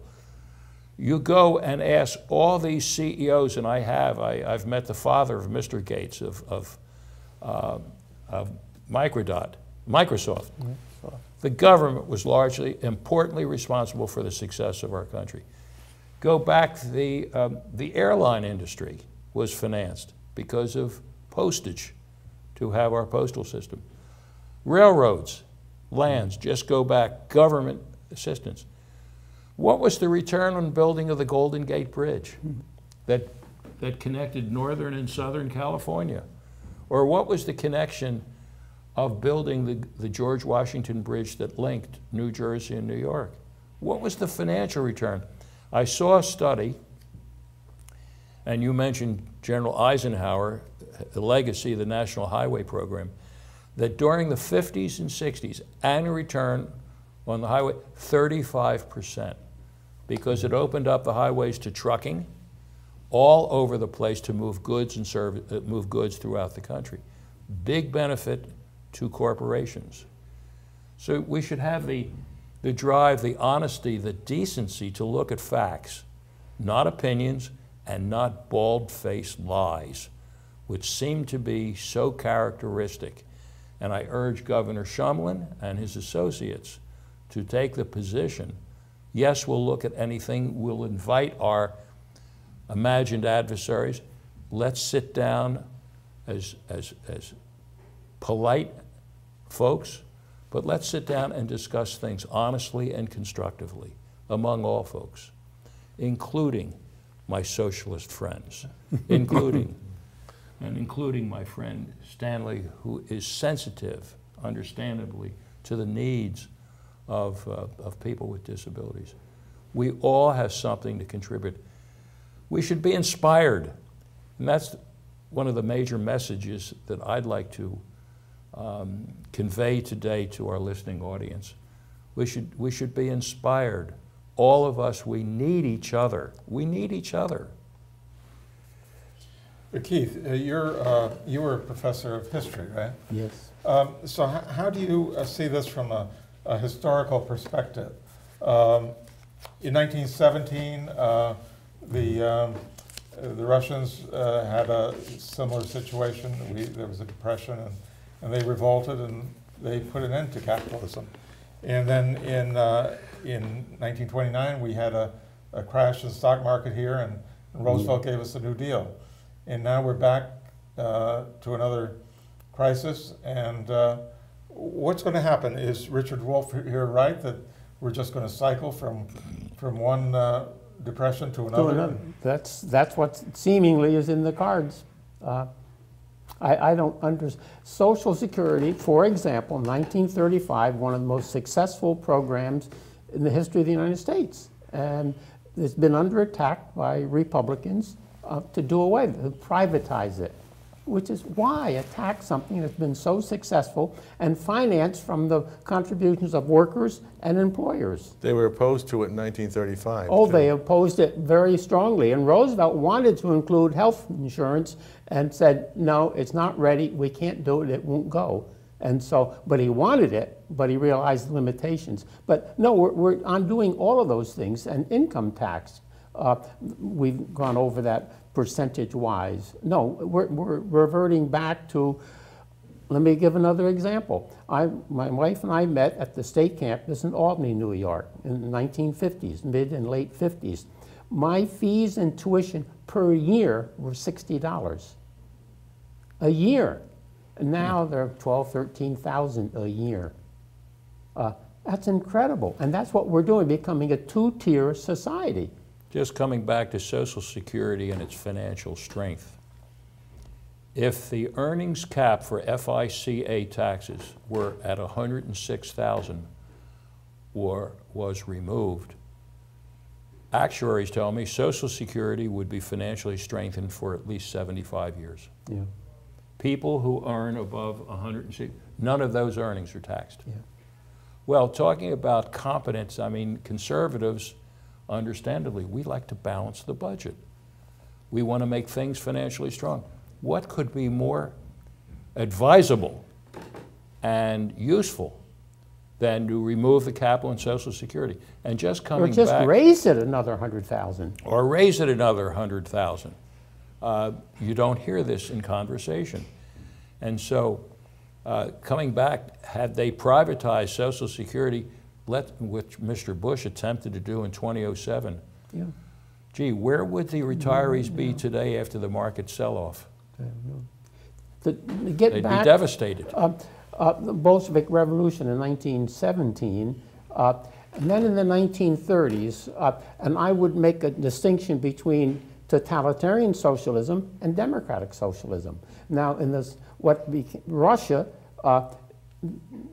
didn't have freedom of speech under the Tsar. You couldn't organize politically. So the Bolshevik, what choice did they have other than to overthrow the system? And you ended up with totalitarian socialism. That was the Russian heritage. Now, in Western Europe, you could raise a third party, freedom of speech, and there you got socialism, democratic socialism. And this is what Marcus Childs, a very distinguished journalist, in 1936 published a book, Sweden, the Middle Way. And yes, there's some benefits of capitalism, some benefits of socialism. And he maintained at that time, 1936, Sweden was approaching something, taking some good democratic socialism and keeping some capitalism. And on the whole, that's where the Scandinavians have been ever since. They live better than Americans do, they're better educated, and so forth. Probably lower crime, too. And lower crime, and don't have the poverty that we do. But they've taken the profit motive away, and they do have, for the third time, that commitment to equality, which includes education and health care. And then let the competition, and then we have health insurance, pensions. And the corporations, yes, you research, you develop, you market analysis around the world, because that's where you sell, and then produce. But don't get tied up with pensions and health care. And the highest workplace costs in the world are in Scandinavia.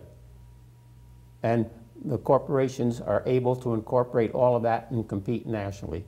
Back when Sweden had a little over 6 million population, they were producing Saabs and Volvos, compete on the world market. That's incredible. And into the 1960s, they still have an aircraft industry. They don't produce airplanes that carry more than 52, 53 passengers, but they're able to do that based on their education system.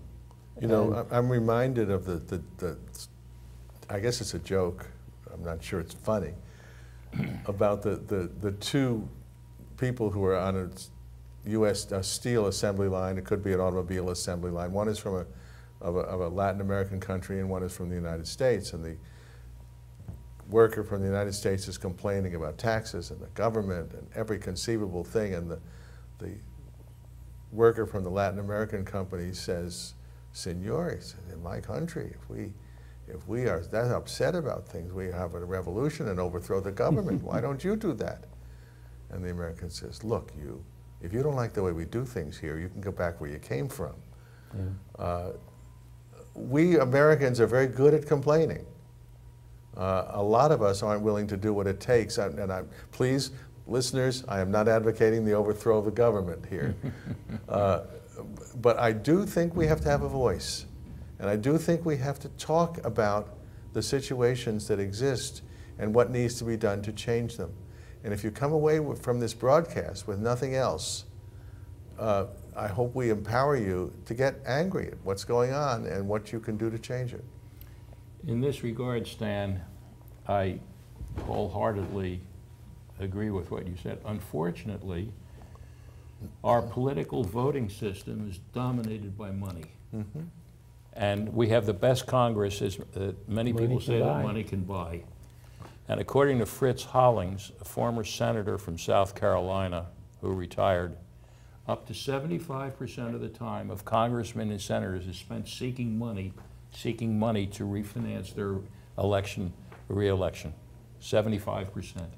And that's what, so we have lobbyists going in and out, serving in the House, know the ways and become lobbyists. I don't know the answer, but something radically has to be done to take money out of the financial process. We should have, I'd rather emulate what goes on in England or Germany with respect to running for re-election. But our country is so gross that when people say, oh, you have a chance, you'll vote. Oh, yeah? Who's dominating this election that we have now? Hundreds and hundreds and hundreds of millions of dollars, of which a lot of it is coming from unidentified sources. We don't know where it's coming from. Well, we're back to where this discussion started, way back a couple of hours ago. Yes. Interestingly enough, if you want to carry this on to a further nonsense, not-for-profit corporations who get funding from the government are not permitted to lobby. Did you know that? No. I'm not surprised. Those of us who get involved in not-for-profit corporations, we have to advocate. We can't lobby. 501c3 corporations may not lobby. They must advocate.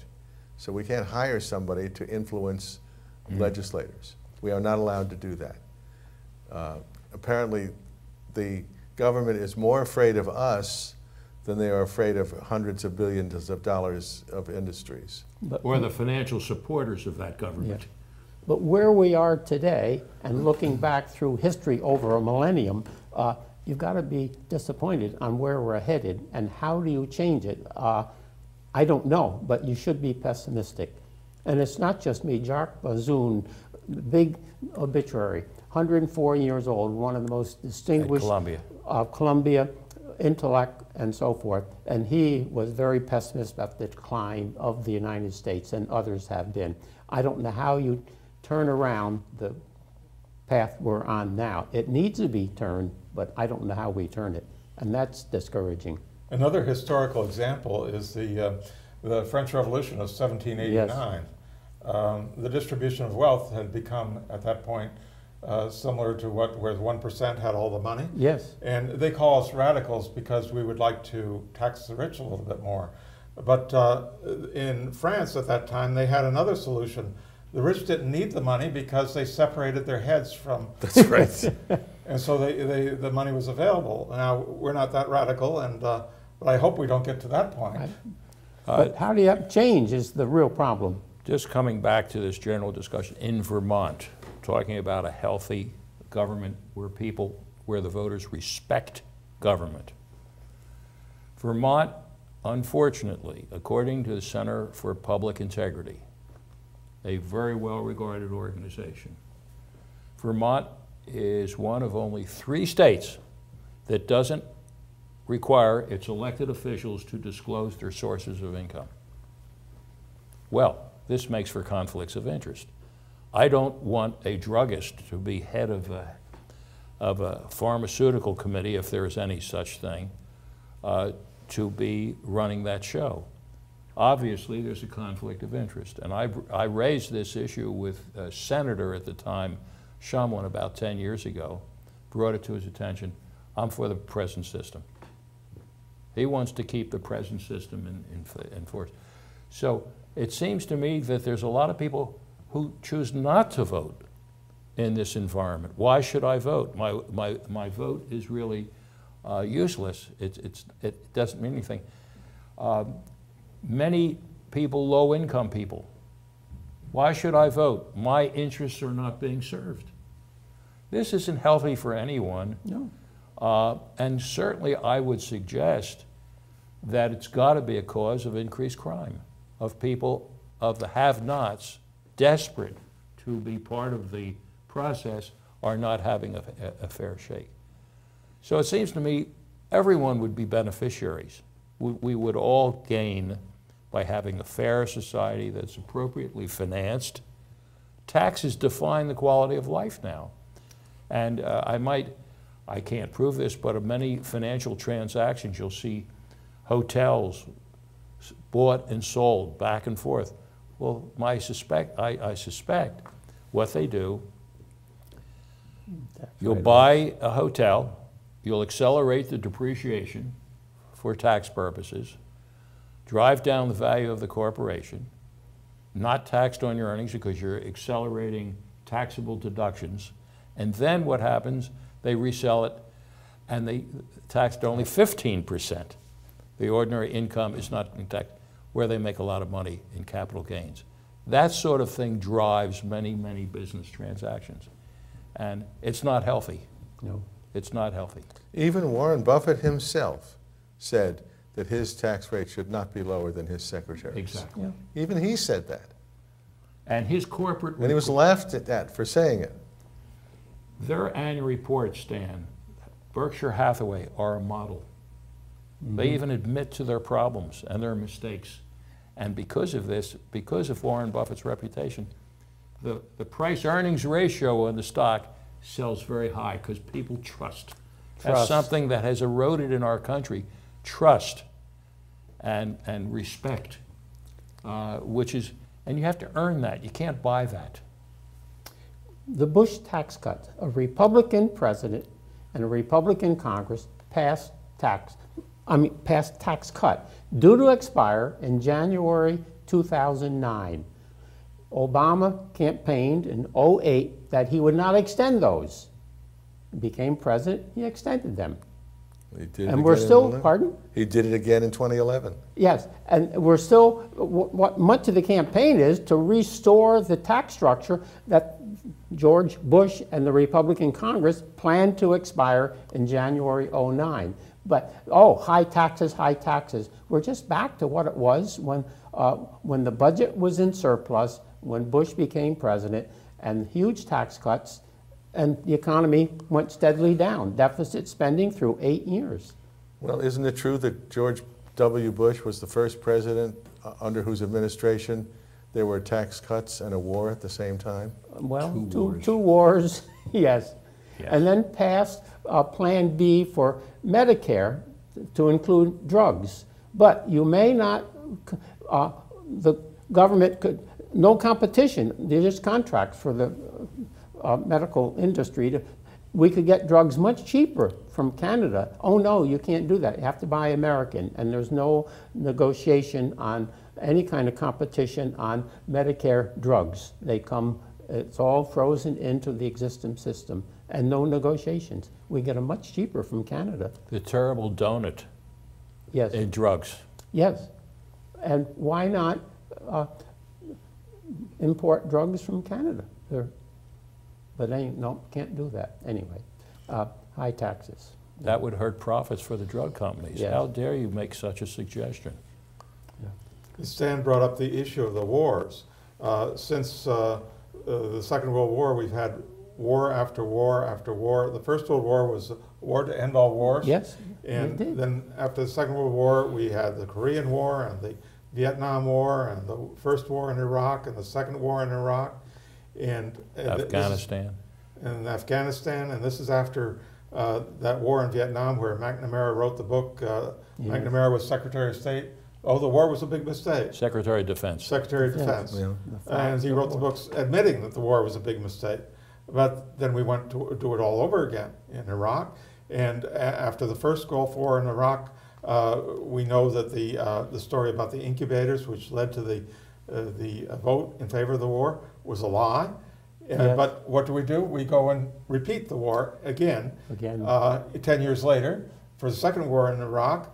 And then we find out that there were no weapons of mass destruction. So that was a lie too. And now we have military bases in over 100 countries all over the world. If any nation's trying to conquer the world, this American empire is doing it. And people complain about the taxes. Well, the taxes are going toward the military, and which benefits nobody. And this is a big difference in Scandinavia. They pay high taxes, but they get big benefits to compensate that. We get no benefit. All our benefits are killing people in Iraq and Afghanistan. In this regard, why can't we, why shouldn't we being the American electorate, ask what has been the return on our investment in war, in our investment in dollars and human lives? And recently in the New York Times, about 3 or 4 weeks ago, in the news section Sunday, a week in review, was a picture of an Army major, graduate of West Point, IQ over 140, who loved his country and loved the military, who was losing his mind after multiple head injuries in Iraq, and who said, I wish I lost a leg, instead I'm losing my mind. And I've been a failure. Here's the cream of our crop go to Annapolis, West Point, and the Air Force Academy. I've had reason to know this. They're outstanding human beings defending what should be the best in our country. You mentioned our troops all over the world, protecting corporate interests. Isn't it It's the only explanation I can think of, protecting corporate interests. Isn't it interesting that when they go through a process that leads to the closing of bases in this country, the biggest argument that's given against opposing the cutting of bases is the loss of jobs? Yes. Isn't it fascinating Government that the same jobs. people who say that aren't willing to have jobs building roads and, Exactly. and bridges and all of those things? It's fascinating how people over here can come up with the arguments that they come up with. Fascinating. And convince me why we should spend more money on military than the next 15 countries combined. Because we're protecting them. Couldn't we just spend more than the next 5 countries combined? We spent almost half of all the military spent in the war, almost half. I would love someone to defend it, other than protecting security. It's mind-boggling. If we got out of the Middle East, there'd be a lot less terrorism against our troops in the Middle East. I see that a Republican, I forget his name, it ends in Stein, out of Harvard, maybe one of you remember, we should be investing in the military to add jobs. Yep. He came out with a statement. Ben Stein. No, it wasn't Ben. No, he's a good. His father was the economist under Nixon. No, there's another guy at Harvard now arguing for this point. And it's interesting in this regard. California once had the best education system in the country. Colleges, high schools. Now, their investment in prisons exceeds their investment in education. Insane. Insane. And a lot of these people are there for medical reasons. They may have smoked marijuana and yet send them to a prison, good learning ground to become a criminal. I mean, we're doing things that are clearly insane and self-destructive.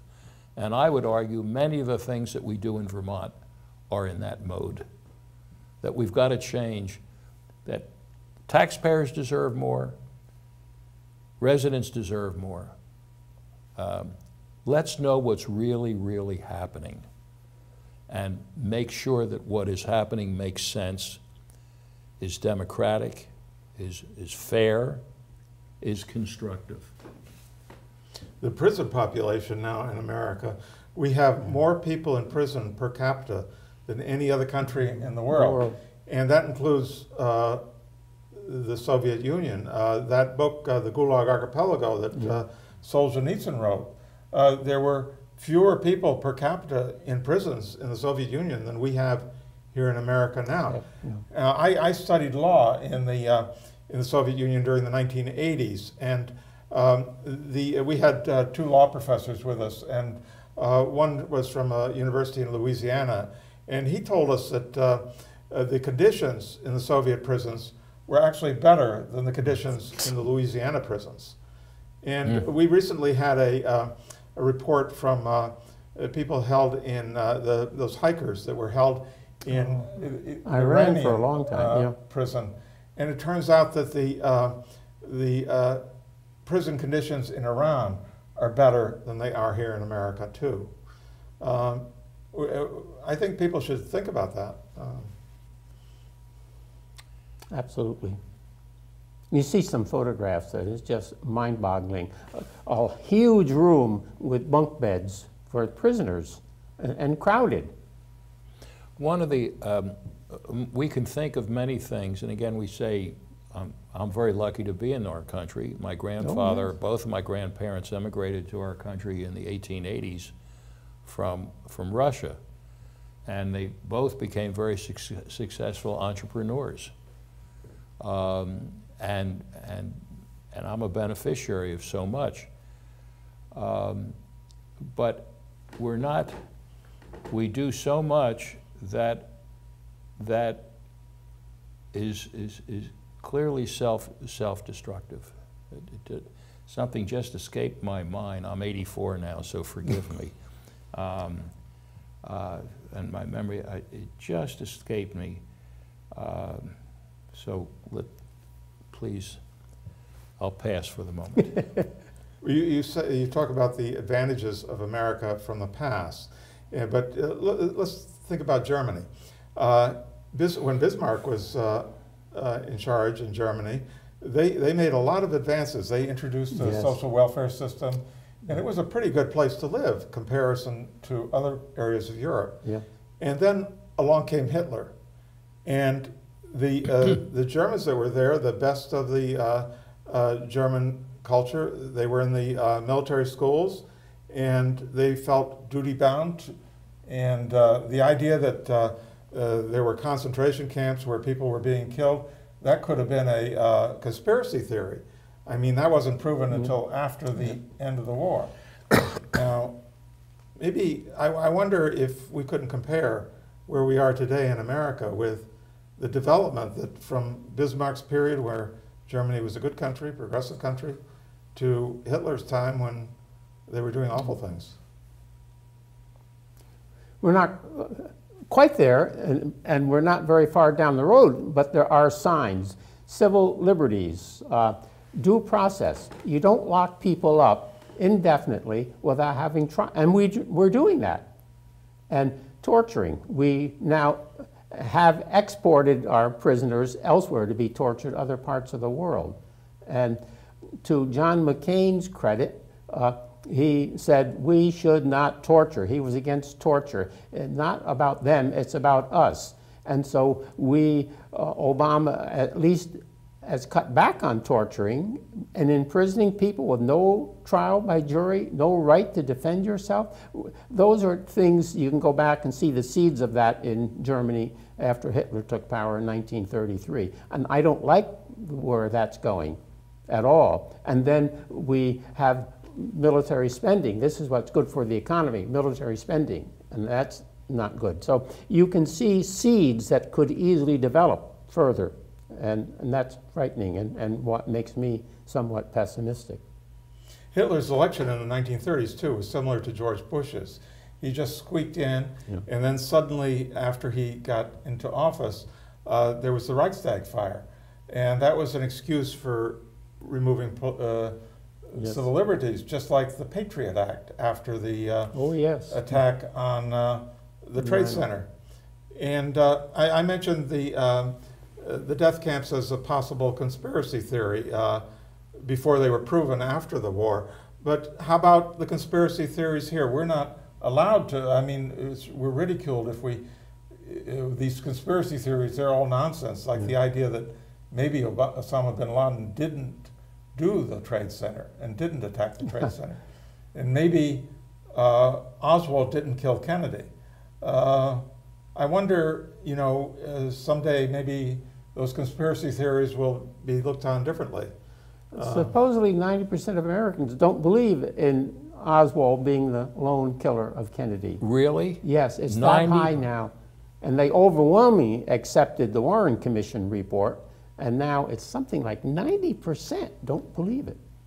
My personal opinion is that Lyndon Johnson made a deal with the mafia for the mafia to hit Kennedy, kill him, and then Lyndon Johnson rewarded the mafia with, there were benefits afterwards when he became president. And as far as the attack on the Trade Center in 2001, I don't believe that bin Laden did that, but I've done shows here, but that remains to be seen. Well, talking about, if not a conspiracy, I gather that over 60% of Republican voters believe that there were weapons of mass destruction in Iraq. There are, not that there were, there are. They still believe they're there. They still believe they're there, Yeah. and that they believe, the same people, that Obama was not born in this country. Yeah. So that, where he came from, I don't know. But this type of thinking, the rigidities on anything, whether it's the right or the left, we've got to sit down. We've got to make education of facts more attractive. We've got to make education open the sky-high costs of going to college. And getting higher. A two-tier society is where we are, and heading more so. You know, this latest ploy by, see, I'm a little more cynical than either of you, any of you guys. This latest ploy by Donald Trump, offering $5 million if Obama will release his college transcript and his I'll release diploma. Mine. And 5,000. 5 million. I know. Isn't that thing? I heard it only today. You know what? If I were advising the president, I'd advise him to do it. Yes, I would too. I mean, $5 million is a lot of money. We could use that for a lot of things. I mean, it is reasonable to believe that those things exist. It is totally not reasonable to believe that they don't. Okay. So if he wants to give the president $5 million, hey, I'm all over that. I suspect he would find an excuse for not paying if... I expect. Well, first, Mr. Trump, you put it in the bank, and then I'll release them to my transcripts to the bank, and then the bank will be the exchanger. Of course, the president would have to ask whether it was taxable. Probably is. And if you do put it in a bank, I want an appropriate custodian to make sure the bank keeps those funds legitimately for its purpose. It's amazing. Too big to fail. We can't touch the sacred cows of the large banking industry. Too big to fail. And yet even Mr. What's his name? He was wonderful. He was head of the Fed during the Reagan years. Who am I thinking of? Volcker.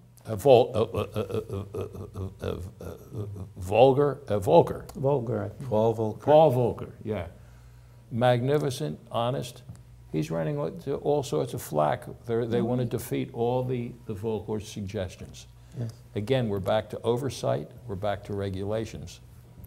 And so we don't seem to have learned too much as to the destructiveness of letting the type of capitalist that we don't want, who doesn't look upon the system that helps all of us. After all, to have a business, it's a privilege to have a business in our country. It's a privilege to sell to the American public. Respect our country's best history and instincts, and stop taking advantage. But we don't seem to have the ability to do that. And all these things should be discussed in Vermont, if not in the country. Why can't we make that start here? The profit healthcare industry has shown itself. Its major purpose is to make money. It's not to protect the health of people. It's to make money. Only about 80 cents of each dollar of premium goes for that purpose, as compared with Medicare or veterans insurance. 97% of each dollar goes to, and get much better results. Why aren't we looking into this very clearly? And yet the Republican wants to have vouchers to buy private insurance. I mean, again, it's self-destructive. And the American public should be made aware of this. And to say it's in your interests to do this. Again, I think, Terry, you are serving a major purpose in having this program for us, in good faith, we have differences among us, in good faith, of saying to the Vermont public, think about things you do. Don't give up on the democratic process. I think a lot of people are giving up. What is it now? If 50% of eligible voters in a national election vote, that's a big deal. My goodness, in other countries, how many people vote? What's the percentage of people who vote in Scandinavia? 85 to 90%. Aren't we the only country that has its elections on a workday? Aren't we? I don't know, but that's a good question. Can't close businesses for people to vote. My goodness, what would happen to us? Interesting. I'm sorry. I don't know how much time we have left, Terry, but I do want to say that I hope that however many of you out there are listening to this, I imagine there aren't too many, but however many you are, what I would hope that you would go away from this with is that we need more caring at all levels of government. Where instead of thinking, how much are we going to make? How much is it going to cost? What good will this do? What harm will it do? And how can we develop a way of thinking about the running of our government, a way of thinking that is based on what good can we do and what harm can we do? And I suspect that we would be thinking a lot differently if those were the first questions we asked. In Obama's last debate, they said there were 60 million people watching. So I suspect that you're right, Stan. There may be slightly less than that viewing us today. But on that note, we are running out of time. So I want to thank everyone for coming. And I want to thank our viewers for tuning in. And I hope you tune in again next month for another edition of Vermont Today. Thank you.